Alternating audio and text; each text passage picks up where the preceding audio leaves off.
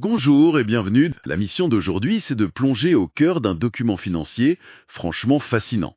Ouais, un document qui est daté d'aujourd'hui même d'ailleurs, le 22 février 2026. Je suis ravie de décortiquer ça parce que c'est vraiment le genre de dossier parfait pour ceux qui aiment voir au-delà des évidences du marché. Exactement. Je suis prêt aussi. On a sur la table un rapport extrêmement fouillé, un truc massif publié sur la plateforme Europix. Et le sujet central, c'est une entreprise française historique. Une institution, on peut le dire. C'est ça, tout le monde a déjà vu ces fameux petits tubes colorés en pharmacie. Elle est cotée sous le symbole boursier BOI, Boiron. C'est exactement ce que je me disais. Ça illustre à quel point on peut côtoyer une marque au quotidien, croire la connaître par cœur, tout en passant complètement à côté de sa véritable identité. Et sur les marchés financiers, c'est pile ce qui se passe actuellement avec cette valeur. Le consensus la considère comme une relique, une histoire du passé. Une affaire pliée, quoi. C'est le mot. Mais l'analyse qu'on va décortiquer montre des anomalies de marché vraiment stupéfiantes. Et surtout une stratégie de l'ombre qui suggère un retournement de situation. L'écart entre la perception et la réalité est au cœur de cette étude. Bah oui, c'est le décalage vertigineux entre une narration purement locale, très ancrée dans l'Hexagone, et la réalité globale d'une multinationale en pleine mutation. Le marché a intégré un récit très spécifique, très franco-français, et a complètement omis de regarder la dynamique internationale. Et quand on extrait les données brutes, quand on isole l'entreprise du bruit médiatique ambiant, eh bien les conclusions techniques révèlent une configuration pour le moins explosive. Ok, alors entrons directement dans le vif du sujet avec l'anatomie de cette chute boursière. Les signaux techniques envoyés par les graphiques sont assez extraordinaires. Vertigineux même. Ouais, l'historique de l'action donne le vertige. On parle d'un titre qui flamboya un sommet de 112,80 € en 2015. Et depuis cette date, la trajectoire s'est inversée pour former un canal baissier que l'article qualifie de très prononcé. Pour bien mesurer la destruction de valeur perçue par le marché, le cours récent sur lequel se base l'analyse n'est plus que de 27,90 €. 27,90 €, c'est une division par plus de 4. Psychologiquement, pour les investisseurs de long terme, c'est une véritable traversée du désert. Complètement. Et pour donner de la perspective à cette traversée du désert, la source remonte très loin en arrière jusqu'en juillet 1998 pour analyser les données techniques. Et c'est là que ça devient super intéressant. Sur près de 3 décennies, l'évolution du cours a toujours respecté un canal haussier historique. Faut imaginer un vaste couloir de progression. Ok. Le plafond, donc la ligne de résistance historique, se situe aujourd'hui à 89 €. Au centre de ce couloir, la médiane d'équilibre naturel passe par 56,90 €. D'accord. Et le plancher, le fameux support fondamental qui a toujours soutenu le titre lors des crises précédentes, il se trouve à 36 €. Or, l'anomalie statistique majeure relevée par l'auteur, c'est que le cours actuel évolue sous ce plancher. À 27,90 €. L'action a littéralement crevé son plancher de très long terme depuis le début de l'année 2024. En langage technique, on fait face à une surextension baissière d'une rareté absolue pour cette valeur. Le ressort est compressé bien au-delà de ses limites historiques. C'est ça. Il n'est pas seulement tendu, il est écrasé. Et ce qui rend cette compression encore plus flagrante, c'est la comparaison avec l'indice parisien, le CAC 40. L'auteur a calculé un ratio de force relative, en prenant une base 100 qui remonte au 14 mars 2000. Un ratio très révélateur. Aujourd'hui, ce ratio s'affiche à 176,54. Mathématiquement, ça veut dire que sur le dernier quart de siècle, l'entreprise a surperformé le CAC 40 de 76,5%. C'est une création de valeur historique colossale sur le long terme. On pourrait s'arrêter là et dire que c'est génial, mais la réalité de la dernière décennie offre une lecture bien plus sombre de ce même ratio. Ouais, la fameuse cassure de la dynamique. Absolument. La source montre que depuis 2014, ce ratio de surperformance s'est enfermé dans une spirale baissière chronique. L'action sous-performe systématiquement depuis 10 ans. Et le point d'alerte soulevé par l'analyse, c'est que ce ratio de force relative a lui-même sombré de manière dramatique sous son propre support technique, un support qui était historiquement fixé à 300. On se retrouve donc avec une double décote, une décote absolue par rapport à l'histoire propre de l'action et une décote relative extrême par rapport au reste du marché parisien. Il faut qu'on comprenne l'origine de cette purge. Pourquoi le marché a sanctionné le dossier avec une telle violence? Le catalyseur est clair. C'est la décision du déremboursement de l'homéopathie en France. Annoncée en 2019 et totalement effective en 2021. Voilà. Mais là où l'analyse devient particulièrement chirurgicale, je trouve, c'est quand elle aborde la théorie des cycles. Avec 27 ans de recul, l'auteur a identifié des motifs récurrents. Une sorte de respiration de l'action, oui. Le dernier point bas de ce grand cycle a été officiellement daté au 13 août 2025.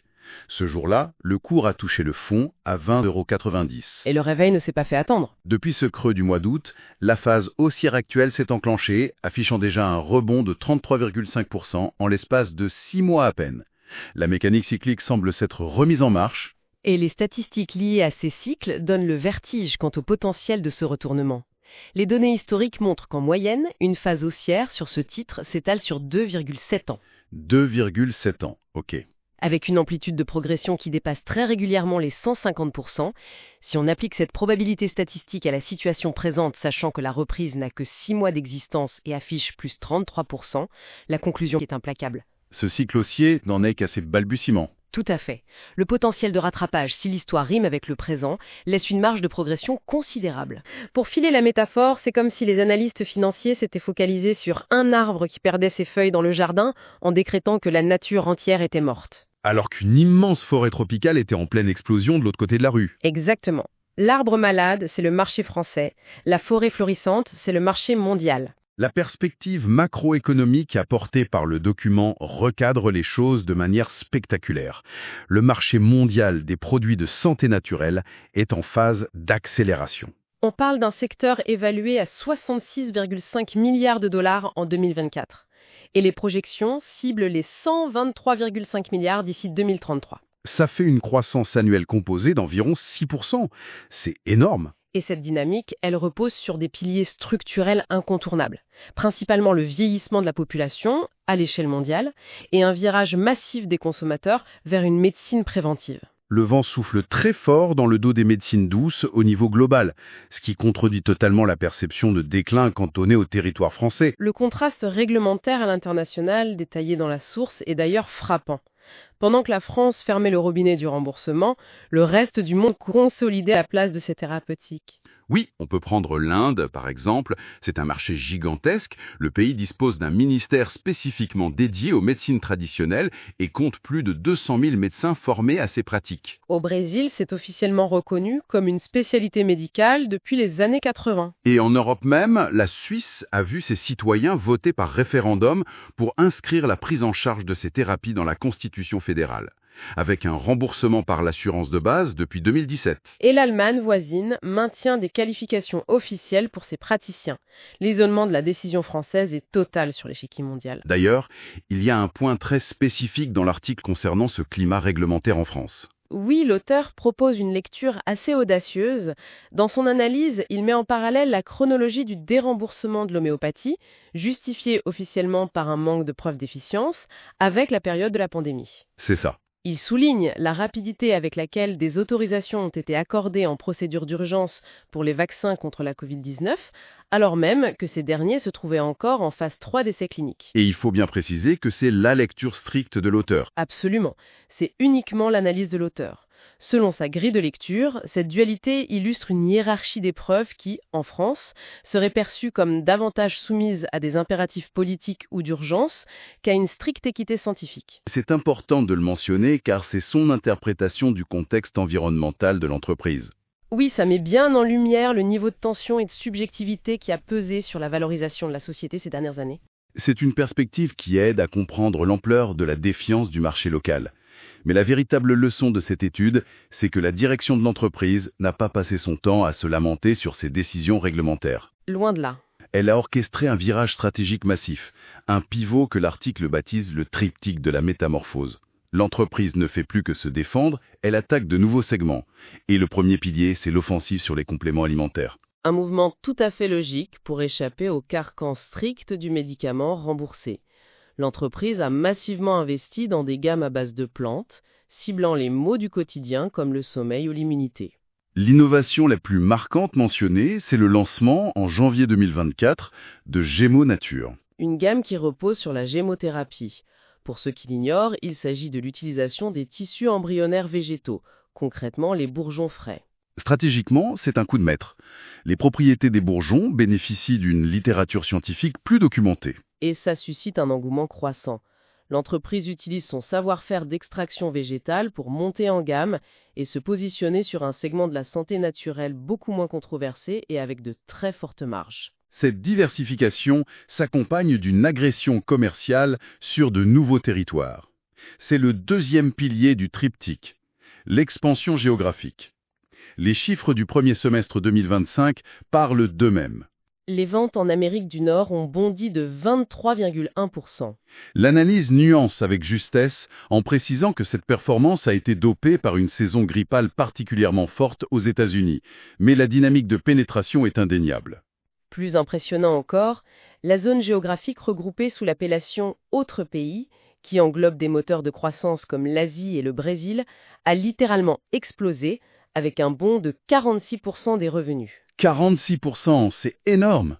C'est la preuve par les chiffres que le relais de croissance internationale n'est pas une simple promesse, c'est une réalité comptable. Et le troisième axe de ce pivot stratégique vient boucler la boucle en s'attaquant au marché des cosmétiques naturels. Oui, le rapport met en avant des gammes comme Dermoplasmine ou Homéodan qui exploitent des actifs végétaux reconnus, comme le calendula. Se positionner sur la cosmétique et l'hygiène naturelle permet à l'entreprise d'occuper l'espace de la salle de bain au-delà de la seule armoire à pharmacie. C'est un relais de croissance structurelle qui désensibilise encore un peu plus le chiffre d'affaires des risques purement réglementaires. Et ce qui est fascinant, c'est que cette métamorphose globale semble s'opérer dans un angle mort total pour la communauté financière. Ce fameux angle mort nous amène directement à l'analyse des bilans. L'auteur parle d'un véritable désert analytique. Si on s'arrête à une lecture superficielle des comptes de l'année 2024, le tableau semble justifier la fuite des investisseurs. C'est clair, le chiffre d'affaires montrait un recul pour atterrir à 487,55 millions d'euros et le résultat net subissait une contraction violente de 68,4%, s'établissant à peine à 11,33 millions d'euros. N'importe quel algorithme de trading voyant une telle chute du bénéfice appuie immédiatement sur le bouton de vente. Mais c'est là qu'intervient la valeur ajoutée de l'analyse fondamentale. Savoir lire entre les lignes comptables. La source décortique ce plongeon du bénéfice net en 2024 et révèle qu'il est artificiellement creusé par une charge exceptionnelle. De 20,47 millions d'euros. C'est ça. Une provision pour financer un plan de réorganisation impliquant la suppression de 145 postes sur le territoire français. C'est une dépense non récurrente. Donc, si on retrate les comptes de cette charge ponctuelle, la performance opérationnelle sous-jacente raconte une toute autre histoire. Exactement. L'indicateur le plus probant est la marge brute, qui, loin de s'effondrer, s'est en réalité améliorée sur cette période pour atteindre 73,6%. Ça démontre que l'outil industriel gagne en efficacité et que le pouvoir de fixation des prix reste intact. Et les fruits de cette restructuration se sont matérialisés très vite. Dès le premier semestre 2025, la machine s'est relancée avec un bénéfice net qui a littéralement triplé, atteignant 11,4 millions d'euros. L'auteur prend soin de souligner que ce multiple impressionnant bénéficie d'un effet de base très favorable, puisqu'il se compare à un premier semestre 2024 extrêmement bas, à 3,33 millions d'euros. Néanmoins, la trajectoire de redressement est validée. C'est ce qui rend la date du 2 avril 2026 si cruciale. Le jour prévu pour la publication des résultats annuels complets, c'est très exactement le type d'événement qui peut servir de catalyseur pour déclencher la prise de conscience globale. En marge de l'attente de ce potentiel catalyseur, le document met en exergue une caractéristique financière qui dénote d'une discipline hors norme, la politique de distribution du dividende. Ah, ça c'est mon passage préféré. Boiron affiche un historique de versement de dividendes ininterrompu sur 27 ans. Un test de résistance spectaculaire. Le dividende a survécu à l'éclatement de la bulle technologique, au crash financier de 2008, à l'arrêt de l'économie mondiale pendant le Covid et même au traumatisme du déremboursement en France. Le flux n'a jamais été coupé. Pour donner des repères récents, le dividende ordinaire distribué en juin 2025 s'élevait à 1,20 € par action, ce qui offrait un rendement très solide de 5%. L'analyse mentionne également un dividende exceptionnel massif de 10,36 € versé en octobre 2023. Bien sûr, c'était atypique, lié à des restructurations au sein de la holding familiale. Mais c'est la pérennité du rendement ordinaire qui constitue l'argument de fond pour un investisseur de long terme. Et c'est toute l'ironie de la situation. On a sous les yeux une société qui génère près d'un demi-milliard d'euros de revenus, qui réussit un virage international, qui affiche un rendement récurrent. Et pourtant, le marché l'ignore royalement. L'article décrit un désintérêt institutionnel total. Fin 2024, on qualifiait le dossier d'affaires pliées. Aujourd'hui, un seul analyste financier couvre encore la valeur, avec un objectif de cours fixé à 25 euros, soit en dessous même du cours actuel. C'est la définition parfaite d'un signal contrarien. L'absence totale d'attente positive signifie que la moindre surprise à la hausse le 2 avril pourrait déclencher un mouvement d'achat panique. D'autant qu'un autre catalyseur, bien plus structurel, couvre sous la surface, la structure même de l'actionnariat. L'analyse revient en détail sur ce qui s'est passé en juillet 2023. La famille fondatrice a tenté de sortir l'entreprise de la bourse. Une offre publique d'achat simplifiée, oui. Il proposait un rachat à 39,64 euros par action, assorti du dividende exceptionnel, valorisant de facto le titre à 50 euros. L'objectif était de reprendre le contrôle total et de s'affranchir de la pression trimestrielle. Le problème, c'est que la réglementation boursière exige de détenir 90% du capital pour imposer un retrait obligatoire de la cote. Et ils ont échoué. En janvier 2024, leur participation est restée bloquée à 78,98%. La mécanique qui découle de cet échec est implacable. Avec un flottant réduit à environ 21%, l'action voit ses volumes d'échange complètement asséchés. L'offre de retrait était basée sur une valorisation avoisinant les 40 euros. Aujourd'hui, avec un cours qui végète sous les 30 euros, le titre est décoté de 40% par rapport au prix que les fondateurs eux-mêmes étaient prêts à payer il y a 1 an et demi. La tentation doit être immense pour le bloc majoritaire de relancer une nouvelle offre à prix cassé pour enfin ramasser les 11% manquants. Surtout que la gouvernance évolue. L'article note le retrait opérationnel de Thierry Boiron fin 2025, laissant les rênes de la direction générale à Pascal Roudaillé. C'est une nouvelle ère de gestion qui s'ouvre, potentiellement loin des yeux du marché public. Pour synthétiser toutes ces forces en présence, la configuration technique, la reprise cyclique, l'amélioration de la marge et le risque de retrait de la cote, l'auteur a modélisé 3 scénarios de projection. Basé sur les 27 années d'historique de l'action. Exact. Le premier scénario, haussier, a une probabilité de 40%. Il anticipe un retour vers la médiane historique, ciblant un cours entre 50 et 57 euros dans un horizon de 24 à 36 mois. Ce qui représenterait plus de 104% de hausse par rapport au cours actuel. Le deuxième scénario, neutre, a également une probabilité de 40%. Il prévoit une consolidation vers la ligne de support de long terme entre 32 et 36 euros d'ici 12 à 18 mois, soit environ 29% de hausse. Et le baissier ? Seulement 20% de probabilité. Il envisage une rechute sous le plancher cyclique vers la zone des 20 à 22 euros au cours des 6 à 12 prochains mois. Ces scénarios mettent en lumière les asymétries de risque. Mais si on prend un peu de recul, qu'est-ce que ce cas d'école nous apprend fondamentalement ? C'est une leçon magistrale de psychologie des foules. Exactement.